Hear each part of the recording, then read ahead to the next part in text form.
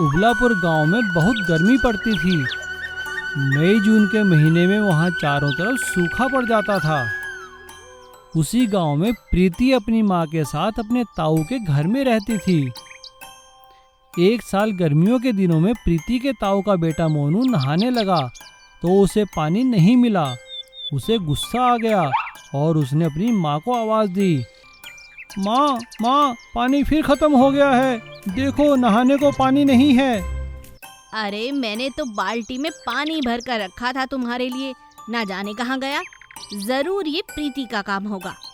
प्रीति बेटा, तुम्हारा तो रोज का काम हो गया है। जब भी हमें पानी की जरूरत होती है तुम दोनों माँ बेटी सारा पानी खत्म कर देती हो। नहीं नहीं भाभी, ऐसा मत कहो, हमने जानबूझकर ऐसा नहीं किया। प्रीति की माँ को इतना कुछ सुनाने के बाद भी मोनू की माँ का गुस्सा शांत नहीं हुआ और वो अंदर जाकर मोनू के पापा को भड़का देती है।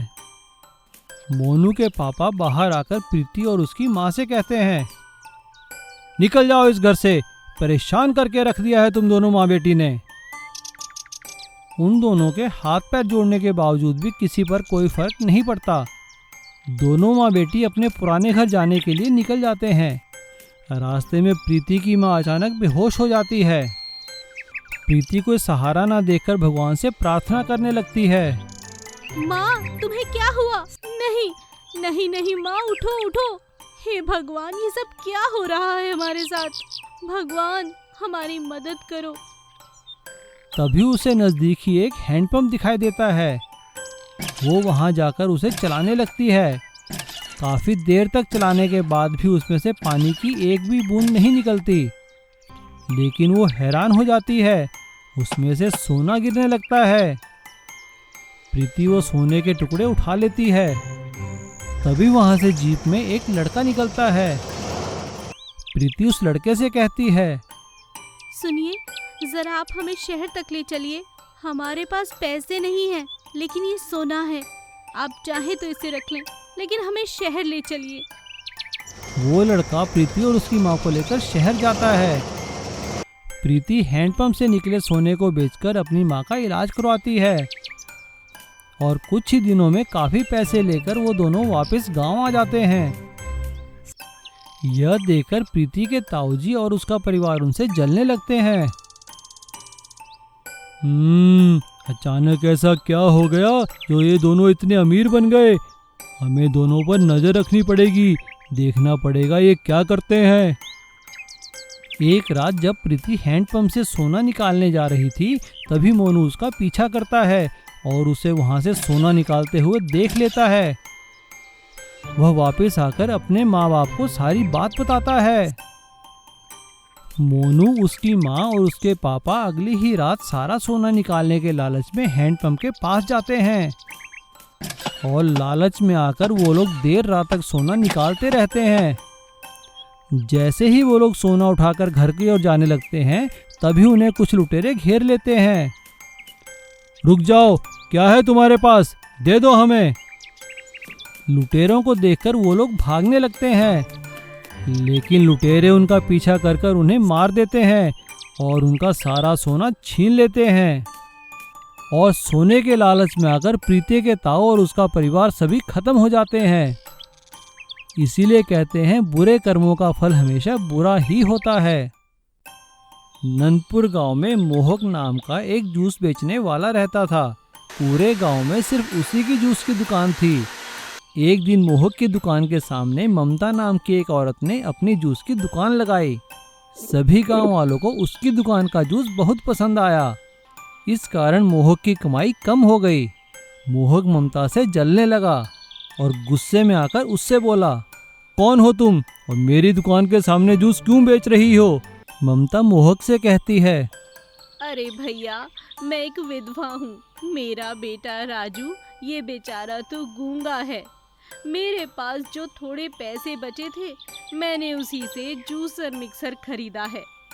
हम तुम्हारी दुकान के बीच में नहीं आएंगे।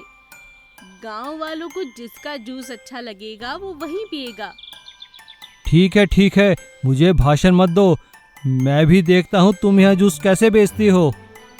मोहक फल बेचने वालों को डरा धमकाकर और पैसे देकर ममता को फल न बेचने के लिए कहता है। ममता दूसरे गांव से फल लाकर जूस बेचना शुरू कर देती है। फिर मोहक गांव के बिजली कर्मचारी को अपनी ओर मिला लेता है। बिजली कर्मचारी मोहक की बातों में आकर ममता की दुकान की बिजली काट देता है। अब ममता बिना बिजली के मिक्सर कैसे चलाती, इसीलिए उसकी दुकान बंद हो गई। यह देखकर मोहक ममता से कहने लगा, आ गई ना अकल ठिकाने, बिजली नहीं तो जूस कैसे बनाओगी। ममता अपने बेटे को लेकर वहां से चली जाती है। थोड़ी दूर जाने पर ममता बेहोश होकर गिर जाती है। तभी वहां से एक ज्ञानी ऋषि गुजरते हैं। वह राजू को रोता देख उससे पूछते हैं, क्या बात है बेटा, तुम क्यों रो रहे हो। राजू उन्हें इशारों में सब समझाता है। तुम बोल नहीं पाते, अच्छा मैं सब समझ गया। ऋषि अपनी ताकतों से एक मायावी जूसर मिक्सर प्रकट करते हैं। बेटा, इस जूसर मिक्सर को बिजली की कोई जरूरत नहीं है। राजू ऋषि को प्रणाम करता है। ऋषि वहां से चले जाते हैं। माँ के होश में आते ही राजू माँ को सारी बात बताता है।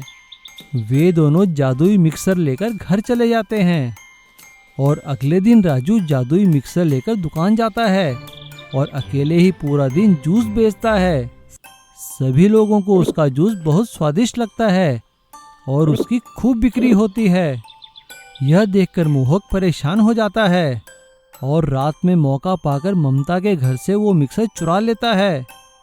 लेकिन वो जैसे ही मिक्सर से हाथ जोड़कर चलने की प्रार्थना करता है, तभी मिक्सर उसे अपने अंदर खींच लेता है और मोहक मिक्सर के अंदर गोल गोल घूमने लगता है। तभी राजू वहां आ जाता है और हाथ जोड़कर मिक्सर से रुकने के लिए कहता है। राजू के हाथ जोड़ते ही मिक्सर रुक जाता है और मोहक मिक्सर से बाहर आ जाता है। राजू इशारों में मोहक को कुछ समझाने लगता है।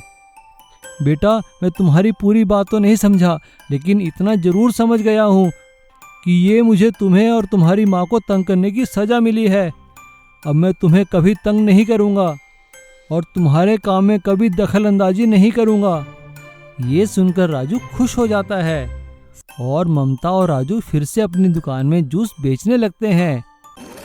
कोरोना मास्क बनाने वाले की सफलता। चमनलाल की डूंगरपुर गांव में एक छोटी सी टेलरिंग शॉप थी। वे बहुत अच्छे कारीगर होने के साथ साथ एक साफ दिल के इंसान थे और लोगों की हमेशा मदद किया करते थे।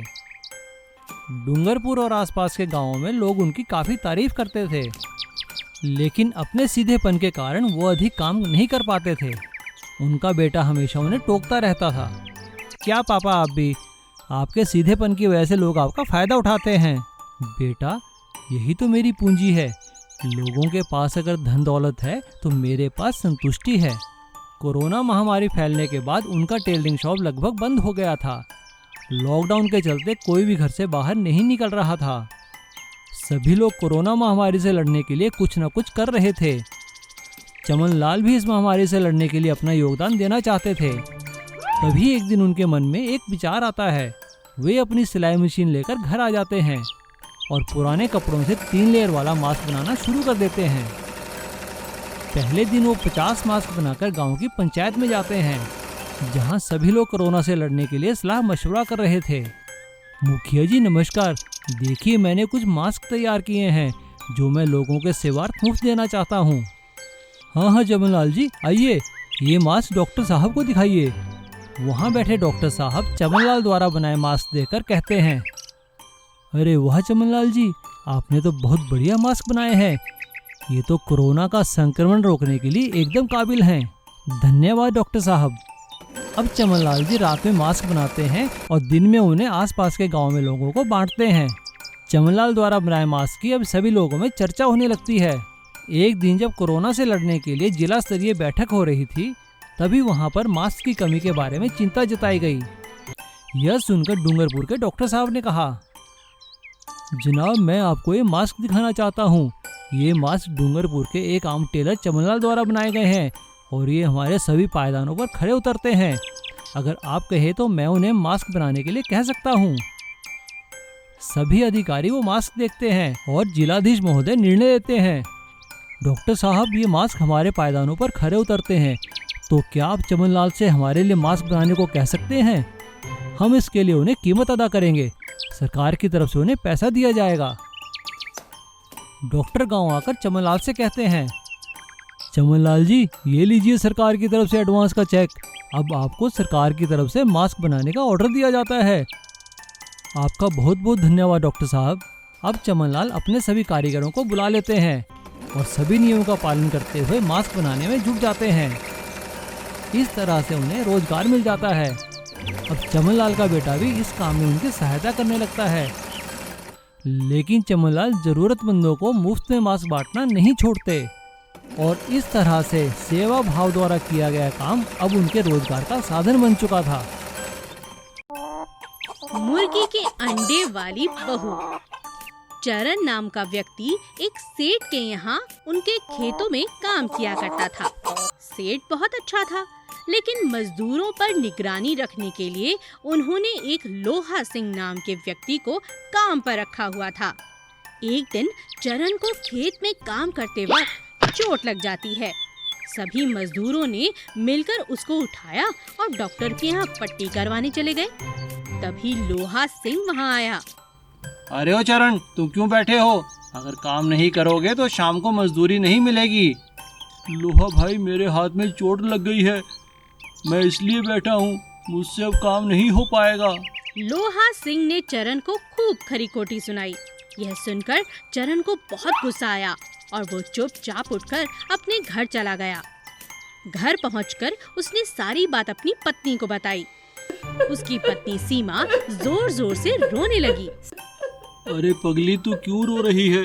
कुछ ही दिनों में चोट ठीक हो जाएगी। चोट तो ठीक हो जाएगी जी, लेकिन तुम्हारा काम जो छूट गया, अब घर कैसे चलेगा? हमें कुछ तो करना ही होगा। तुम ठीक कहती हो पगली, चलो तुम फिक्र मत करो, कुछ ना कुछ तो हो ही जाएगा। ये सुनकर उसकी पत्नी ने सारे जेवर उठाकर चरण को दे दिए। ये लीजिए, इन्हें बाजार में बेचकर कुछ पैसे ले आइए, घर भी तो चलाना है। नहीं नहीं, मैं ये नहीं ले सकता, ये तो तुम्हारे जेवर हैं। चरण अपनी पत्नी की बात मान जाता है और गहनों को गिरवी रख देता है। जो पैसे मिलते हैं उनसे 10 मुर्गी और एक मुर्गा खरीदकर घर लौट आता है। पति पत्नी ने मिलकर मुर्गियों के लिए एक घर बनाया और उनके अंडे इकट्ठे करके उन्हें बाजार में बेचना शुरू कर दिया। 1 महीने बाद उन्होंने हिसाब लगाया। अरे वाह, 1 महीने में तो हमें 1000 रुपए बच गए हैं। सोचता हूँ रुपए सुनार के पास जाकर वापस कर दूं। नहीं नहीं, अभी नहीं, अभी हमें और पैसे चाहिए और मुर्गियां खरीदेंगे, अपना व्यापार बढ़ाएंगे। चरण अपनी पत्नी की बात मान जाता है और मुर्गियां खरीद कर लाता है। चरण को जब भी पैसे बचते वो उनसे और मुर्गियां खरीद कर ले आता। कुछ ही दिनों में उनका खुद का फार्म बन गया। दूर दूर से लोग उनके पास अंडों के लिए आते थे। देखो जी, अब तो हमारा व्यापार बहुत अच्छा हो गया है भगवान की कृपा से। अब तो चिंता की कोई बात नहीं। अरे अब तो मुझे इजाजत दे दो तुम्हारे जेवर लाने की। हाँ हाँ, क्यों नहीं, आज ही ले आओ मेरे जेवर, और हाँ, कुछ नए जेवर भी दिला देना। चरण खुशी खुशी सारे जेवर लाकर अपनी पत्नी को लौटा देता है। पत्नी बहुत खुश हो जाती है। दोनों अपना मकान पक्का कर लेते हैं और खुशी खुशी अपना जीवन जीने लगते हैं। कहते हैं कि मेहनत का फल हमेशा मीठा होता है, इसीलिए सफलता का एक ही तरीका है, कड़ी मेहनत। Please subscribe.